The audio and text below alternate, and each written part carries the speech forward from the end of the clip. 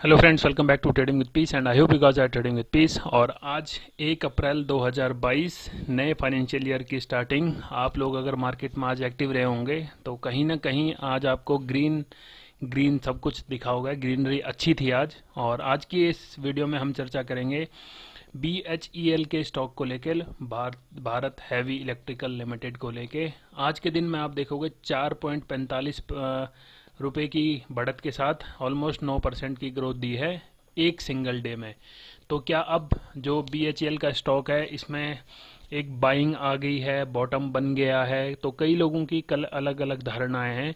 तो क्या अब हमें इसे बाय कर लेना चाहिए, क्या करना चाहिए? तो इस पे हम आज चर्चा करेंगे। मैं एडवाइस नहीं करूंगा आपको, मैं एनालाइज शेयर करूंगा। और to gain trust on my analysis आप मेरी कोई भी पुरानी वीडियो उठा के देख सकते हैं और उनसे आप थोड़ा ट्रस्ट मेरी एनालिसिस पे कर सकते हैं।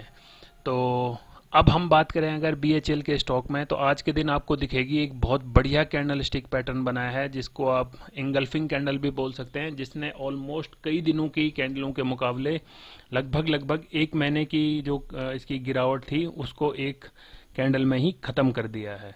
तो अब इसमें क्या सिनेरियो है वो मैं आपको बता देता हूँ। और एक और चीज़ बता देता हूँ before going in technical financials. इसके अगर हम फंडामेंटल देखें तो फंडामेंटल कहीं ना कहीं कंपनी आजकल नेगेटिव साइड चल रही है। पिछले 2 साल से जो भी इनके प्रॉफिट हैं वो नेगेटिव पोस्ट हुए हैं। और रीज़न बीइंग आप सबको पता है रीज़न क्या है। तो ये एक चैलेंजिंग, और इसके कारण ही इस स्टॉक में थोड़ी गिरावट भी देखने को मिल रही है। बट इसकी एक और चीज़ है जो आपको मैं एक और चीज़ बताना चाहता हूँ, वो है इसका डेप्ट और रिजर्व। तो कंपनी ऑलमोस्ट डेप्ट फ्री है। और दिक्कत ये है कि कंपनी डिविडेंड भी नहीं देती। तो ऐसा नहीं है कि 50 रुपए का स्टॉक है तो आप भर भर के अपने पोर्टफोलियो में ऐड कर लो। बिकॉज जो कंपनी डिविडेंड नहीं देती, आई डोंट थिंक कि उसको अपने पोर्टफोलियो में लॉन्ग टर्म के लिए होल्ड करना चाहिए। क्योंकि एक ग्रोथ के साथ अगर आपको थोड़ा बहुत पैनी भी मिलती रहती है तो सही लगता है। तो अगर हम इस वाले स्टॉक की बात करें तो इसमें सबसे पहले अगर हम एक अपना ट्रेंड की बात करें तो अभी ट्रेंड मुझे नहीं लगता कि कुछ इतनी जल्दी रिवर्स हो गया, क्योंकि ट्रेंड रिवर्स होगा आसपास यहाँ।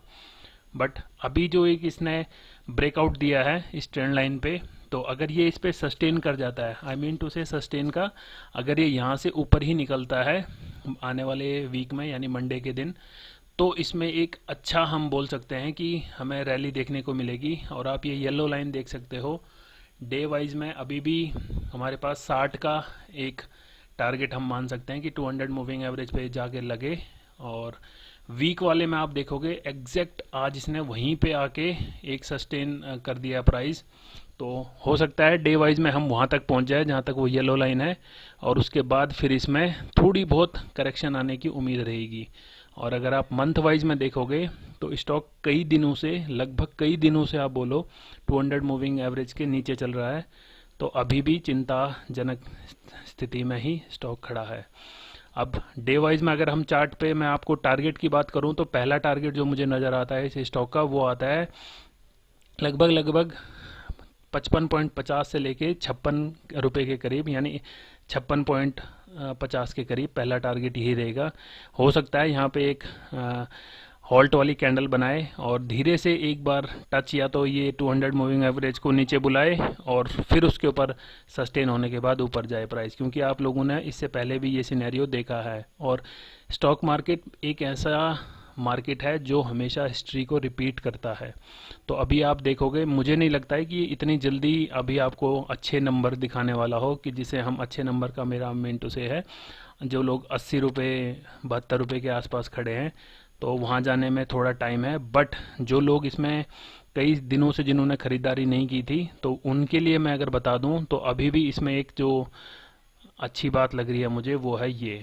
तो अगर हम ये वाली ट्रेंड लाइन को, ये इतनी एक्टिव नहीं मानेंगे क्योंकि बहुत स्लांट होगी ये trend line should not be like this. ऐसी होनी चाहिए जैसे ये ट्रेंड लाइन है कि एक ट्रेंड जैसा हो। ऐसा नहीं हो कि हमने सीधा ऐसी एक ट्रेंड लाइन बना दी है, ऐसी लंबी ट्रेंड लाइन 90 डिग्री पे बना दी। लगभग ऐसी ट्रेंड लाइन हो तो एक अच्छा हमें मौका मिलता है ट्रेडिंग के लिए, और ट्रेडिंग के लिहाज से भी वही मानी जाती है। तो ये ट्रेंड लाइन इसमें एक्टिव होती है। अगर हम ये देखो, यहाँ अपने आप मैंने यहाँ कनेक्ट की है अपने लिए, और यहाँ ऑल रेडी जाके कनेक्ट होगी है। तो ये एक ट्रेंड लाइन है, अगर ये इस जोन से निकल जाता है तो we can expect a good move in BHEL।